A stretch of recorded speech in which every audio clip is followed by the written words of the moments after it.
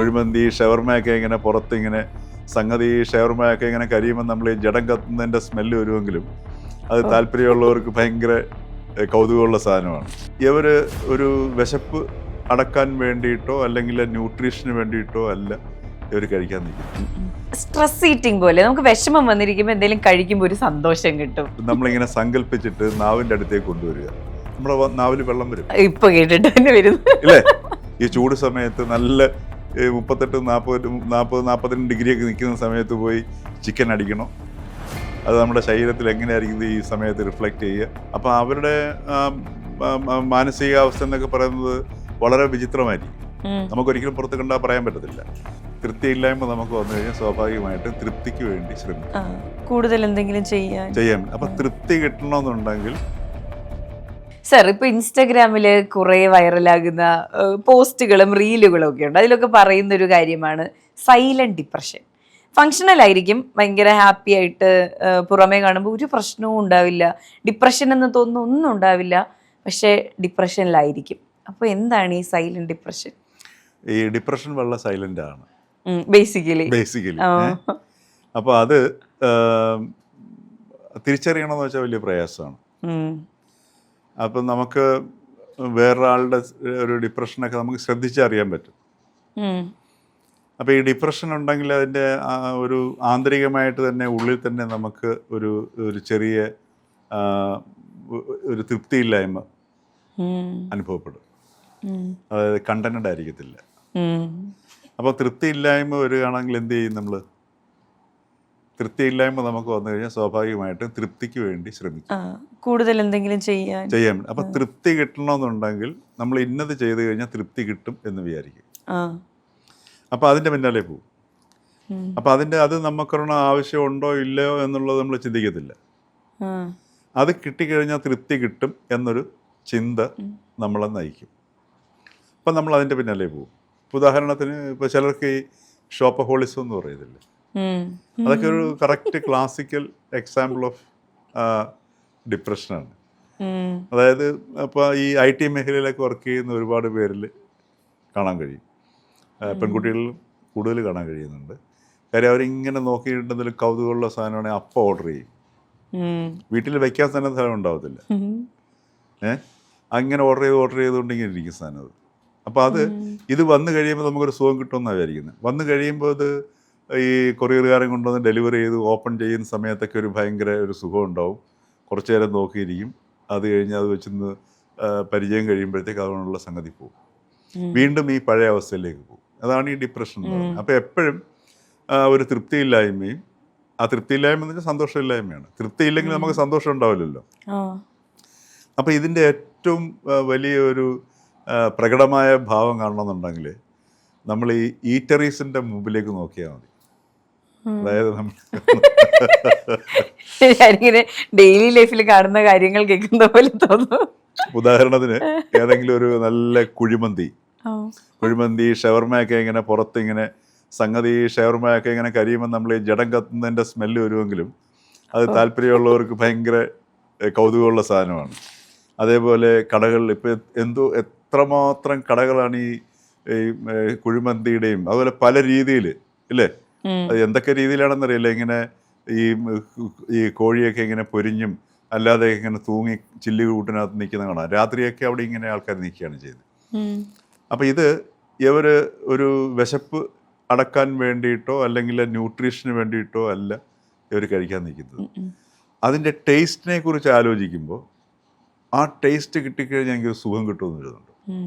ആ സുഖത്തിന് വേണ്ടിയിട്ടാണ് ഇവർ കൂട്ടമായിട്ട് സുഹൃത്തുക്കളായിട്ട് പോയിട്ട് ഈ ഭക്ഷണം ഓർഡർ ചെയ്യുന്നത്. ഈ സ്ട്രെസ് ഈറ്റിംഗ് പോലെ നമുക്ക് വിഷമം വന്നിരിക്കുമ്പോൾ എന്തെങ്കിലും കഴിക്കുമ്പോൾ ഒരു സന്തോഷം കിട്ടും. അതെ, അതിന്റെ കാരണം അതാണ്. ഈ ഒരു വിഷമം വരുന്ന സമയത്ത് ഈ തൃപ്തിയില്ലായ്മ നമുക്ക് ഉള്ളിൽ തോന്നുന്നത് ഉള്ളിലൊരു കുഴി ഉണ്ടാവുന്നത് പോലെ ഫീൽ ചെയ്യും, ഒരു വാക്വം ഫീൽ ചെയ്യും. അപ്പം വാക്വം നമുക്ക് ഉള്ളിൽ ഫീൽ ചെയ്താൽ പിന്നെ നമുക്ക് നിറച്ചേ പറ്റും. അത് നിറയ്ക്കാനായിട്ടാണ് നമ്മൾ നല്ല ഒരു കൂട്ടുകാരായിട്ടൊക്കെ പോയിട്ട് വേണമെന്നുണ്ടെങ്കിൽ ഒരു ഭക്ഷണമൊക്കെ അങ്ങോട്ട് ഓർഡർ ചെയ്തിട്ട് ഈ ടേസ്റ്റിനെ കുറിച്ച് ഓർത്തിട്ടാണ് ഇത് നമ്മൾ കഴിക്കുക. ഇതിലിപ്പോൾ 2-3-4 കൂട്ടുകാരുടെ പോയിട്ട് അത് ഓർഡർ ചെയ്യും. ഓർഡർ ചെയ്തിട്ട് ഈ ഭക്ഷണം വരുന്നതിന് മുമ്പ് വരെ ഇതെല്ലാം ഈ ചിലപ്പം കാറ്റലോഗൊക്കെ നോക്കിയിട്ട് ഇത് കണ്ട് ഭയങ്കരമായിട്ട് പല പല പേരുകളിലൊക്കെ ഉള്ള പൊരിച്ച സാധനങ്ങളൊക്കെ ഉണ്ടാവും. ഇതെല്ലാം ഓർഡർ ചെയ്തിട്ട് അതിൻ്റെ ടേസ്റ്റ് ആലോചിച്ചിട്ടാണ് ആ രുചി എൻജോയ് ചെയ്യുന്നത്. മനസ്സിലല്ലേ? ഒരു ഒരു ഒരു സെൻസ് സേയിങ് ഉണ്ട്, if you taste the food U left the food. അതായത് നിങ്ങളൊരു ഭക്ഷണം കിട്ടുന്നതിന് മുമ്പ് നിങ്ങളത് ടേസ്റ്റ് ചെയ്ത് കഴിഞ്ഞാൽ പിന്നെ നിങ്ങൾ ആ ഭക്ഷണം കഴിക്കുന്നില്ല എന്നുള്ളതാണ്.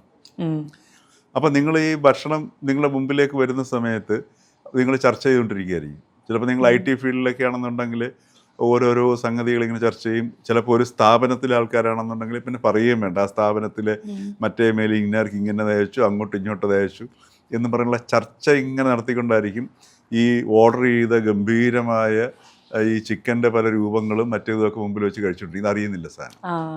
അപ്പോൾ ഇങ്ങനെ അവസാനം നിറഞ്ഞു വരുമ്പോഴത്തേക്ക് ഒരു വയറൊക്കെ ഒന്ന് പൊട്ടുന്ന രീതിയിലൊക്കെ ആകുമ്പോൾ ഒരു സുഖം പോലെ തോന്നും, അതിലൊരു സംതൃപ്തി. കുറച്ച് നേരത്തേക്ക് അത് തോന്നും. ഇതിങ്ങനെ തുടർന്നു പോയി കുറച്ച് കഴിയുമ്പോഴത്തേക്കാണ് ഇപ്പൊ ഒരു 20കളുടെ അവസാനമൊക്കെ ആകുമ്പോഴത്തേക്ക് ഷുഗറൊക്കെ കയറി വരുന്നുണ്ട് അല്ലേ? നമ്മുടെ ശരീരത്തിന് ശരിക്കും പറഞ്ഞാൽ ഭക്ഷണത്തിന് വേണ്ടത് കോൺഷ്യസ് ഈറ്റിംഗ് ആണ്. അതായത് ഭക്ഷണം കഴിക്കുന്ന സമയത്ത് നമ്മളൊരു സാധനം മറ്റൊരാളോട് സംസാരിക്കാൻ പാടില്ല, ഫോൺ നോക്കാൻ പാടില്ല. മാത്രമല്ല ആ കഴിക്കുന്ന ഭക്ഷണത്തിൽ അത് ആസ്വദിച്ച് കഴിക്കണം. അങ്ങനെ ആസ്വദിച്ച് വളരെ മനോഹരമായിട്ട് ആ നാവിൽ വെച്ച് നാവ് ഇങ്ങനെ ആ രസം അറിഞ്ഞ് ചവച്ചരച്ച് ആസ്വദിച്ച് കഴിക്കുന്ന സമയത്ത് നമ്മളുടെ ബോഡിയും ഈ കഴിക്കുന്ന ഭക്ഷണവും തമ്മിൽ രണ്ടും കൂടെ ചേർന്നൊരു ഡാൻസ് നടക്കുകയാണ് ചെയ്യുന്നത്. അപ്പം ബോഡിക്ക് ഭയങ്കരമായ സന്തോഷം വരും. അപ്പം ബോഡിക്ക് നമ്മുടെ ശരീരത്തിന് ആവശ്യമായ ഫുഡ് എത്തിക്കഴിയുമ്പം അത് തന്നെ പറയും എനിക്ക് ആവശ്യത്തിനുള്ളതായി എന്ന് പറയും. ആ ബോഡി നമ്മളുടെ വയറ് അല്ലെങ്കിൽ നമ്മളുടെ ശരീരം നമ്മളെടുത്ത് മതി എന്ന് പറയുന്ന കേൾക്കണമെന്നുണ്ടെങ്കിൽ ഈ ഡാൻസിനകത്ത് പങ്കെടുത്തേ പറ്റത്തുള്ളൂ. എത്ര ഭക്ഷണം വേണമെങ്കിൽ നമുക്ക് എന്തും കഴിക്കാം. അത് പറയുന്ന ആ സമയത്ത് നമുക്ക് നിർത്തിക്കഴിഞ്ഞ് വളരെ ശാന്തമായിട്ട് നമ്മൾ പോവുകയാണെന്നുണ്ടെങ്കിൽ കുറച്ച് കഴിയുമ്പോഴത്തേക്ക് ഇത് കറക്റ്റ് ടൈമിൽ ഡൈജസ്റ്റ് ചെയ്യും. രാത്രിയാണെങ്കിൽ സുഖമായിട്ട് ഉറങ്ങാൻ പറ്റും. രാവിലെ നല്ല ഉന്മേഷം ഉണ്ടോ. മറ്റേതിങ്ങനെ അടിച്ച് പെരിപ്പിച്ചിട്ട് നമ്മൾ ഇറങ്ങി പുറത്ത് വരുമ്പോഴത്തേക്ക് ഒരു തലയ്ക്കൊക്കെ ഒരു വല്ലാത്തൊരു ഫീലിംഗ് ഒക്കെ വരും. പിന്നെ ഒരു ഉറക്കം വരും. പിന്നെ കുറച്ച് കഴിയുമ്പോഴത്തേക്ക് ആരെങ്കിലും കുറച്ച് ഒരു അരമണിക്കൂർ കഴിഞ്ഞിടങ്ങോട്ടെങ്കിലും പോകണമെന്ന് വെച്ച് കഴിഞ്ഞാൽ അപ്പം ലേസിനെസ് വരും. അപ്പം ലേസിനെസ് വരുമ്പോഴത്തേക്ക് എന്ത് ചെയ്യും? അപ്പം നമ്മളെന്തെങ്കിലും ഇപ്പം ഉച്ചയ്ക്കാണ് കഴിച്ചതെങ്കിൽ ലേസിനെസ് വരുമ്പോഴത്തേക്ക് നമുക്ക് ഒരാൾക്കൊരു മെയിൽ അയക്കണം, ജോലിയുടെ ഭാഗമായിരിക്കും. അപ്പോൾ മെയിൽ അടിക്കാൻ നോക്കുമ്പോഴത്തേക്ക് ശരിക്കും നമുക്ക് ഒരു മൂഡ് വരുന്നില്ല. അപ്പം ലേസിനെസ് വരും. അപ്പോൾ പ്രോക്രാസ്റ്റിനേഷൻ അത് ചെയ്യാൻ കഴിയും. അപ്പോഴത്തേക്ക് വേറൊരു സാധനം വരും. ഈ സമയത്തായിരിക്കും പെട്ടെന്ന് ഈ മെയിലിന് കാത്തിരിക്കുന്ന ഒരു വ്യക്തി ഉണ്ടാവും, ചിലപ്പോൾ ഓഫീസിലൊക്കെ ആണെങ്കിൽ. അപ്പോൾ അത് ചിലപ്പോൾ ഇദ്ദേഹത്തിൻ്റെ ബോസ് ആയിരിക്കും. ബോസ് വിളിച്ച് 2 കാര്യം പറയുന്നുണ്ട്. അദ്ദേഹം ചിലപ്പോൾ ഷൗട്ട് ചെയ്യുന്നിരിക്കും. അപ്പോൾ തിരിച്ച് അങ്ങോട്ട് ഷൗട്ട് ചെയ്യും. ഷൗട്ട് ചെയ്യാൻ പറ്റിയില്ലെങ്കിൽ സഹിച്ചിട്ട് ഇയാളെപ്പോലൊരു ബോറും വേറെ ഇല്ല. തൊട്ടടുത്തിരിക്കുന്ന കക്ഷി ചിലപ്പം ഇതേപോലുള്ള അടുത്ത സുഹൃത്തായിരിക്കും. അപ്പോൾ അദ്ദേഹമായിട്ട് സംസാരിക്കും. അദ്ദേഹം മൂപ്പരല്ലോ അങ്ങനെയാണ്, മറ്റേ ഒരു മര്യാദയില്ലാത്ത മനുഷ്യൻ, അയാൾക്ക് വേറെ തലയ്ക്ക് സുഖമില്ലാത്ത കക്ഷി, ഇങ്ങനെയൊക്കെ പറഞ്ഞ് അപ്പോഴൊരു ഗ്രൂപ്പിസം ഉണ്ടാവുന്നു. അപ്പോൾ ഗോസിപ്പിലേക്ക് പോകുന്നു. അപ്പോൾ പലപ്പോഴും ഈ ഗോസിപ്പുകളായിരിക്കും നമ്മൾ ഭക്ഷണം കഴിച്ചുകൊണ്ടിരിക്കുന്ന സമയത്ത് കുഴിമന്തി ആയിരിക്കും കഴിക്കുന്നത്, പക്ഷേ കഴിക്കുന്നത് ഈ ഗോസിപ്പായിരിക്കും കഴിക്കുന്നത്. മൈൻഡിൽ ഓടുന്നത് ഉദാഹരണത്തിന് ഇപ്പം മേഘയ്ക്ക് ഇപ്പോൾ ഈ പറഞ്ഞതുപോലെ ഒരു കൈ നിറയെ നമുക്ക് നമ്മുടെ നാടൻ പുളിയില്ലേ, വളംപുളി എന്ന് പറയുന്ന പുളി, ഈ പുളി ഇങ്ങനെ ഒരു ഉണ്ടയാക്കിയിട്ട് നമ്മളിങ്ങനെ സങ്കല്പിച്ചിട്ട് നാവിൻ്റെ അടുത്തേക്ക് കൊണ്ടുവരിക. നമ്മുടെ നാവിൽ വെള്ളം വരും. ഇപ്പൊ കേട്ടിട്ട് ഇല്ലേ? അപ്പൊ ബോഡി എന്ന് പറയുന്നത് വളരെ സത്യസന്ധമായൊരു സംഗതിയാണ്. വളരെ ഇന്നസെന്റ് ആണ് ബോഡിക്ക് ഭയങ്കര ഇന്റലിജൻസ് ഉണ്ട്. ആ ഇന്റലിജൻസ് ഉള്ളതുകൊണ്ടാണ് നമ്മുടെ മൈൻഡ് പറയുന്നതാണ് ബോഡി കേൾക്കുന്നത്. അപ്പൊ ഈ പുളിയെ നമ്മുടെ കയ്യിൽ സങ്കല്പിച്ചു കഴിഞ്ഞാൽ ബോഡി മനസ്സിലാക്കുന്നത് നമ്മുടെ കയ്യിൽ പുളി ഇരിക്കുന്നു എന്നുള്ളതാണ്. അതുകൊണ്ടാണ് ഇതിപ്പം മേഘയുടെ നാവിൻ്റെ അടിയിൽ വെള്ളം വന്നത്. മനസ്സിലായില്ലേ? അപ്പൊ ഇത്തരത്തില് അതുപോലെ തന്നെ നമ്മളിപ്പം നമ്മുടെ പ്രാഥമിക കർമ്മങ്ങൾക്ക് പോകുന്നു, നമ്മൾ മൂത്രം ഒഴിക്കുന്നു, നമ്മളവിടെ ചെന്ന് നമ്മുടെ മൈൻഡ് ജസ്റ്റ് നിശ്ചയിക്കുന്നേ ഉള്ളൂ, നമ്മൾ കമാൻഡ് ഒന്നും കൊടുക്കുന്നില്ല. പക്ഷെ മൈൻഡ് കമാൻഡ് കൊടുക്കുന്നതുകൊണ്ട് മാത്രമാണ് നമുക്ക് മൂത്രം പോകുന്നത്, അല്ലേ? അപ്പൊ ഇതാണ് ബോഡി മൈൻഡ് കമ്മ്യൂണിക്കേഷൻ എന്ന് പറയുന്ന സംഗതി. അപ്പൊ ഇത്ര വളരെ സൂക്ഷ്മമാണ്. അപ്പൊ ഈ മൈൻഡിനെ നമുക്ക് എങ്ങനെ കൈകാര്യം ചെയ്യണം? അതേപോലെ നമ്മളുടെ മനസ്സിൽ നമ്മളിപ്പോൾ അങ്ങോട്ട് നടന്നു പോകുന്ന വഴിയിൽ 100,000 കാര്യങ്ങൾ കാണും. അതിനകത്ത് നമ്മൾ പലതും നമ്മൾ ബോധപൂർവം ശ്രദ്ധിക്കുന്നുണ്ടാവില്ല. പക്ഷെ അതേ സമയത്ത് നമ്മുടെ കണ്ണിൽ ഇതെല്ലാം പതിയുന്നുണ്ട്, നമ്മുടെ ഉള്ളിലേക്ക് ഇത് പോവുകയും ചെയ്യുന്നുണ്ട്. ചിലപ്പോൾ രാത്രിയിൽ നമ്മുടെ സ്വപ്നങ്ങളിൽ ഈ കണ്ട കാര്യങ്ങളൊക്കെ കയറി വരികയും ചെയ്യും. അപ്പോൾ അതുകൊണ്ട് കാണുന്നില്ല എന്നുള്ള അർത്ഥമില്ല. ഉദാഹരണത്തിന് ഇപ്പോൾ ഈ പോലീസിന്റെ മഹസർ ഇതിലുണ്ടോ, FIR ഒക്കെ ഇടുന്ന, കണ്ടാൽ അറിയാവുന്ന 50 പേരുടെ പേരിലും കേസെടുത്തിട്ടുണ്ട്. അപ്പോൾ ആരുടെ മുഖം ഓർമ്മ ഉണ്ടാവില്ല, പക്ഷെ രണ്ടാമതൊരു തിരിച്ചറിയണമെന്നുണ്ടെങ്കിൽ നോക്കുമ്പോൾ അവരെ തിരിച്ചറിയാൻ പറ്റും. അപ്പോൾ അത് ശ്രദ്ധയോടെ നോക്കിയിട്ടല്ല, അല്ലാതെ തന്നെ കണ്ണിൽ പെടുന്നതാണ്. ഇതേപോലെ ഒട്ടനവധി കാര്യങ്ങൾ നമ്മളുടെ കണ്ണിൽ നമ്മളറിയാതെ നമ്മുടെ ഇതിൽ പെടുന്നുണ്ട്. അതുകൊണ്ടാണ് ഈ ഗാന്ധിജിയുടെ 3 കുരങ്ങന്മാർ പറയുന്നത്, നമ്മൾ കാണുന്നത് ശ്രദ്ധയോടെ നല്ലതേ കാണാവൂ, നല്ലതേ കേൾക്കാവൂ, നല്ലതേ പറയാവൂ എന്ന് പറഞ്ഞു. കാര്യം ഇത് വളരെ ശ്രദ്ധയാണ്, വളരെ ഈ സൂക്ഷ്മമായിട്ട് ഉപയോഗിക്കേണ്ട ഒരു സംഗതികളാണ് വാക്കെന്നൊക്കെ പറയുന്ന സംഗതി. അപ്പോൾ അതിന് ശ്രദ്ധ വേണം. എന്ന് പറഞ്ഞതുപോലെ ഇത്ര സൂക്ഷ്മമാണ് ഈ മൈൻഡ് എന്ന് പറയുന്നത്. ആ മൈൻഡിനാണ് ഈ തൃപ്തി വരേണ്ടത്. അതിന് തൃപ്തി ഇല്ല എന്നുണ്ടെങ്കിൽ ഈ പറഞ്ഞ അതിന് തൃപ്തി എപ്പോഴും വേണം. അത് കുറച്ച് കഴിയുമ്പോൾ നമ്മൾ തന്നെയാണ് ഈ മൈൻഡെന്ന് വിചാരിക്കുന്നത്. ഇപ്പം നമ്മുടെ മനസ്സാണെന്നാണ് നമ്മൾ പറയുന്നത്, പക്ഷേ കുറച്ച് കഴിയുമ്പോൾ ആ മൈൻഡിനെയാണ് നമ്മൾ നമ്മളായിട്ട് കാണുന്നത്. മറിച്ച് ഇത് മനസ്സിൻ്റെ ഒരു ആഗ്രഹമാണ്. അപ്പോൾ അത് വേണോ വേണ്ടയോ, അപ്പോൾ വേണ്ട, അതിൻ്റെ സുഖം ഉണ്ടാവുമോ ദുഃഖം ഉണ്ടാവുമോ, അതിൻ്റെ പ്രോസ് ആൻഡ് കോൺസ് ചിന്തിക്കുക. ഈ ഡെയിലി വല്ലപ്പോഴൊക്കെ ഒരു ചിക്കൻ കഴിക്കാം.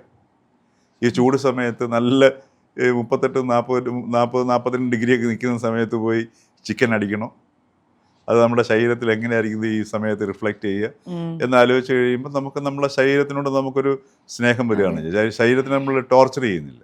അതെ. അപ്പൊ ഈ ഒരു സ്ലീപ്പ് ഡിപ്രഷൻ ഉള്ള ഒരാള്, അപ്പോൾ ഈ തൃപ്തി ഇല്ലാതിരിക്കുന്ന ഒരാള്, അയാൾക്കൊരു ബിരിയാണി കഴിക്കുമ്പോൾ ഒരു സന്തോഷം വരുന്നെങ്കിൽ അതങ്ങ് ചെയ്തോട്ടെ എന്നല്ലേ നമ്മൾ വിചാരിക്കുള്ളൂ. അപ്പൊ അത് ചെയ്യാൻ കുഴപ്പമില്ല, ആരും തടസ്സപ്പെടുത്തുന്നില്ല. പക്ഷെ അയാളത് ചെയ്ത് കഴിയുമ്പോഴത്തേക്ക് അതുകൊണ്ട് അയാളുടെ ഈ സ്ലീപ്പിന്റെ ആ ഒരു ഡിപ്രഷൻ ഉണ്ടല്ലോ, അല്ലെങ്കിൽ ആ ഒരു സാധനം ഇല്ലാതാവുന്നില്ല.